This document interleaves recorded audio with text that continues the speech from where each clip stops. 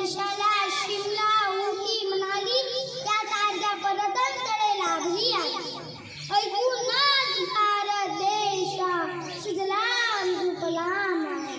येथे अनेक जाती धर्माचे लोक, भाषाचे लोक गुण्या गोविंदाने एकत्र राहत आहेत. संत तुकाराम, संत ज्ञानेश्वर, संत कबीर यासारख्या थोर संतांची भूमी असलेल्या आपल्या देशाची संस्कृती आज जागतिक पातळीवर एक सर्वश्रेष्ठ संस्कृती मानली जाते.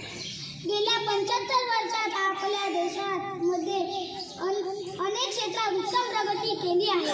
असे असले तर एकीकडे प्रगती होत आहे आणि दुसरीकडे अनेक गोष्टी आपल्याला वेदना देत आहेत.